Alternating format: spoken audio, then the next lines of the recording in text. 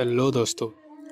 आज हम जिस केस के बारे में बात करने वाले हैं वो केस काफ़ी लंबा चला था।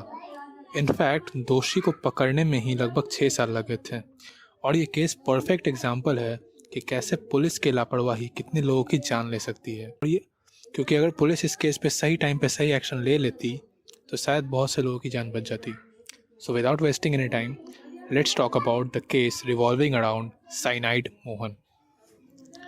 तो जून 2009 का समय था।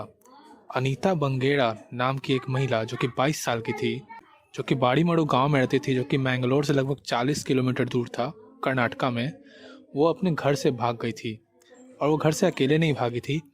उसके साथ कुछ गोल्ड, पैसे और एक एक्सपेंसिव सेलफोन था, जो कि अकॉर्डिंग टू पुलिस रिकॉर्ड उसके भाई माधव ने दिया। उसकी माँ कुसुम खेतों में काम किया करती थी और जब वो भागी थी तभी वो खेत में ही काम कर रही थी। कहा जाता है कि अनीता लगभग 2 से 2.5 लाख के रुपए के सामान को लेकर घर से भागी थी। जब उसके गायब होने की खबर आसपास में फैली तो गांव वालों में काफ़ी गुस्सा फैला। जब जब जब उसके गायब होने की खबर आसपास में फैली तो सबसे पहले उसके पेरेंट ने पुलिस में कंप्लेन लिखाने की कोशिश की। पुलिस ने ये कहकर कंप्लेन लिखने से मना कर दिया कि वो 22 साल की लड़की थी, बालिग थी और वो किसी के साथ भाग गई होगी, मोस्टली एक मुस्लिम मैन, और वो इस्लाम में कन्वर्ट हो गई होगी। आसपास के लोग पुलिस के स्टेटमेंट से काफ़ी गुस्सा थे और और उस और उन्होंने पुलिस थाने को आग लगाने की धमकी दी। अब लोगों से डर कर पुलिस ने फाइनली इन्वेस्टिगेशन स्टार्ट कर दी और कुछ दिनों का वक्त मांगा। और इसके इंचार्ज सर्कल इंस्पेक्टर नंजुंदे गौड़ा थे, जो कि उस वक्त के असिस्टेंट सुपरिटेंडेंट थे। अब सबसे पहले पुलिस ने अनीता के कॉल रिकॉर्ड्स चेक किए और उसमें से एक काफ़ी सस्पिशियस नंबर उनके सामने आया, जिस पे वो घंटों बात किया करती थी। अब वो किसी रिलेशन का नहीं था, फिर भी वो उससे घंटों बात करती थी। जब पुलिस ने इस नंबर को ट्रैक किया तो वो एक किसी श्रीधर नाम के आदमी का निकला, जो कि मदिकेड़ी में रहता था। फिर उसके बाद पुलिस सीधा श्रीधर के पास पहुंची और उससे सिम के डिटेल्स मांगने लगी। तो श्रीधर ने बोला कि सिम तो उसके नाम पर है, बट इस नंबर को यूज उसकी बहन कावेरी करती थी, जो कि अगेन कुछ महीनों से लापता थी। तो हुआ उसके बाद एक चेन ऑफ केसेस स्टार्ट हो गया। फिर उसके बाद पुलिस ने कावेरी के भी कॉल रिकॉर्ड सिमिलरली चेक किए, जो कि 17 मार्च सेम ईयर 2009 से ही गायब थी। फिर कावेरी के कॉल रिकॉर्ड्स में भी एक ऐसा नंबर मिला जिस पर वो घंटों बात किया करती थी। इस बार ये नंबर पुष्पा वसुकोड़ा का था, जो कि कासरगोड के विलेज में रहती थी और वो भी मिसिंग थी पिछले 1 साल से। उसके बाद जब उसका कॉल रिकॉर्ड ट्रेस किया गया तो वो भी किसी विनूतू पिचना, सॉरी फॉर द प्रोनाउंसिएशन, उससे बात किया करती थी, जो कि अगेन एक मिसिंग वुमेन थी, जो कि गायब थी। फिर ये लिस्ट धीरे धीरे करके बहुत लंबी हो गई, लगभग 20 औरतों की। बट अभी भी कोई सबूत नहीं मिल रहा था कि आखिर इनके साथ हुआ क्या।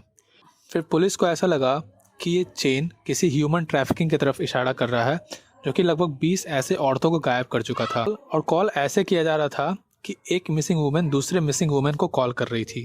कुछ दिन इन्वेस्टिगेशन के बाद पुलिस को एक डेड बॉडी मिलती है, जिसके मुंह से झाग निकल रहा था, और वो एक बस स्टैंड जो कि हस्सान में था उसके टॉयलेट में पाई गई थी।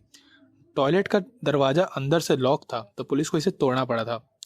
और वो बॉडी और किसी की नहीं थी, अनीता की थी, जो कि 2009 में गायब हुई थी। और ये बॉडी उसके घर से लगभग 160 किलोमीटर दूर पाई। हैरानी की बात ये थी कि वो ऐसे ड्रेस थी जैसे कोई अपनी शादी के समय ड्रेस होता है, पर उसके बदन पे कोई भी ज्वेलरी नहीं थी। फिर उसी मंथ उन्हें कावेरी की भी डेड बॉडी मिली, जिससे अनीता बात किया करती थी, जो कि लगभग 200 किलोमीटर था उसके घर से। ऐसे करके विक्टिम्स का नंबर ग्रो होता गया। और पुलिस के कॉल रिकॉर्ड के हिसाब से ये कहानी 2004 से ही चली आती थी। 2004 में 1 बॉडी मिली थी, 2005 में 3 बॉडी, 2006 में अगेन 4 बॉडी, 2007 में 3 बॉडी, 2008 में 2 बॉडी और अगेन 2009 में 9 बॉडीज़ मिली थी। अभी कह रहा हूँ, इसको आपको सुनकर ज़रूर लग रहा होगा कि ऐसे बॉडीज़ मिलने का सीधा सीधा मतलब है कि कोई लिंक बन रहा है। बट जिस हिसाब से ये बॉडीज़ मिली थी और जिस साल में मिली थी, उस वक्त कोई भी इन्हें लिंक नहीं कर पाया था, क्योंकि ये बॉडीज़ काफ़ी अलग अलग जगह पे मिली थी और काफ़ी दूर दूर प्लेसेस मिली थी, जिससे इन्हें लिंक कर पाना काफ़ी मुश्किल था। और इनफैक्ट पुलिस विक्टिम के फोटोग्राफ्स वगैरह न्यूज़पेपर में छापती थी और उसे लोकल पुलिस स्टेशन और आसपास के लोगों में फैलाती थी, बट वो कभी उनके फैमिलीज तक नहीं पहुंच पाती थी और बिना किसी क्लेमेंट के पुलिस अथॉरिटी को ही उसे क्रिमेट करना पड़ता था। फिर और पुलिस ने कुछ बॉडीज़ के पोस्टमार्टम भी करवाए थे, तो पोस्टमार्टम में ये निकला था कि ये सुसाइड है और इसकी मौत किसी अननेचुरल तरीके से हुई है। और पोस्टमार्टम में कॉज ऑफ डेथ पॉइजन था और poison to be specific cyanide था। बट पुलिस इसके आगे कुछ भी और ज़्यादा डिस्कवर नहीं कर पाती थी। और एक रिपोर्ट की माने तो इन 20 महिलाओं में से मैक्सिमम लोगों की अटायर लगभग शादी के जैसे थी, जैसे वो शादी करने जा रही है, बट उनके बदन पे एक भी सिंगल पीस ऑफ ज्वेलरी नहीं था। बट अब चूंकि इतने सारे केसेस हो गए थे तो आफ्टर अनीता's केस पुलिस इस केस को ज़्यादा स्ट्रिक्टली लेने लगी। पुलिस को ये तो पता चल गया था कि ये कोई ह्यूमन ट्रैफिकिंग टाइप का या कोई सीरियल मर्डर है, बट एक्चुअली सच कुछ और ही था।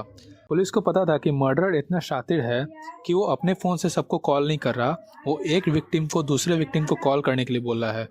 अब पुलिस ऑपरेशन को इंटेंसिफाई करती है और ये पता लगाने की कोशिश करती है कि ये सारे फ़ोन किस एक कॉमन जगह पे लास्ट टाइम एक्टिव थे। अब पुलिस इन सारे फ़ोन को ट्रैक करती है तो एक गांव निकल कर आता है देराला कट्टे, जो कि मैंगलोर में ही है। और ये सारे नंबर कुछ ना कुछ समय के लिए उस गांव में ज़रूर एक्टिव थे। अब पुलिस को ये लगा कि मे भी हो सकता है ये प्रोस्टिट्यूशन रैकेट हो। अब पुलिस ने जब इस चीज़ को ट्रैक किया और उन्हें एक कॉमन नंबर मिला और ये धनुष नाम के एक लड़के का था जो कि इसे यूज़ कर रहा था। फिर जब पुलिस ने धनुष से पूछताछ की तो उसने बोला कि ये नंबर उसके एक अंकल ने दिया है जिसका नाम था मोहन कुमार। वो स्कूल में एक टीचर था।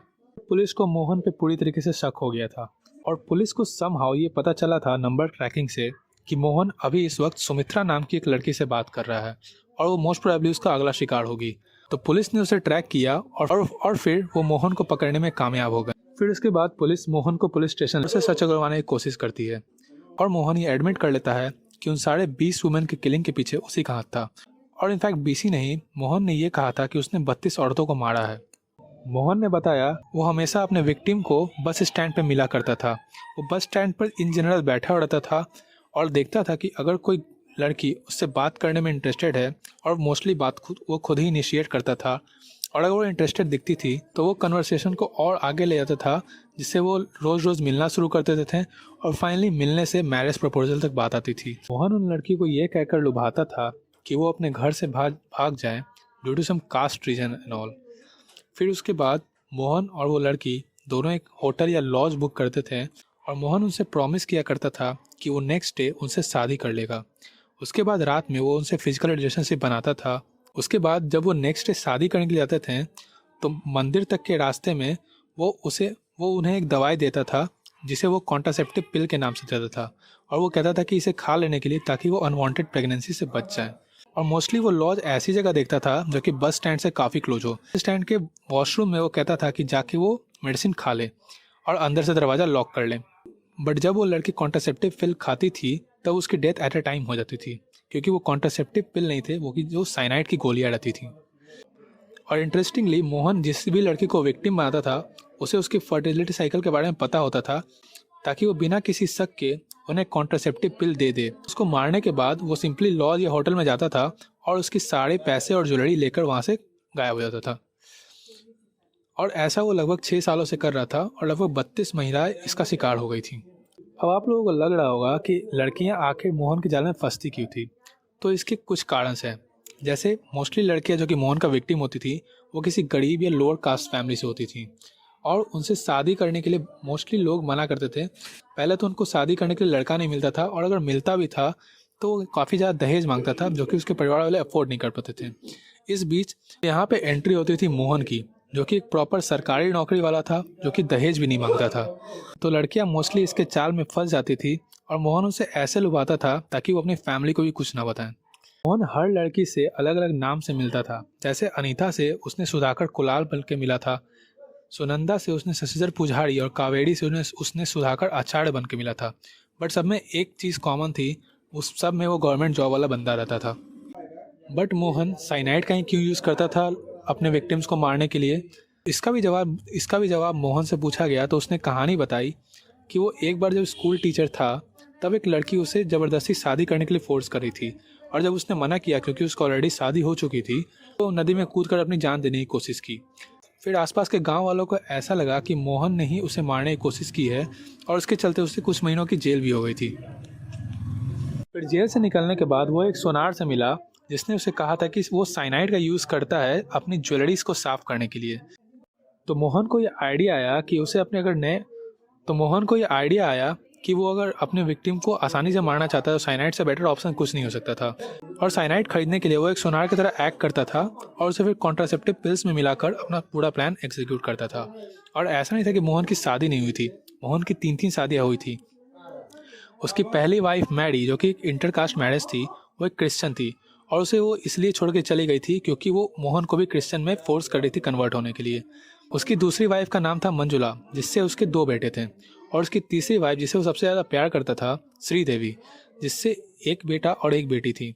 और मोहन की दोनों शादियों के बारे में उनमें से उसकी किसी वाइफ को नहीं पता था। मोहन मोहन अल्टरनेट डे पे अपने वाइफ के पास जाया करता था और उसे ऐसे पोस्ट करता था कि वो उसकी इकलौती वाइफ है।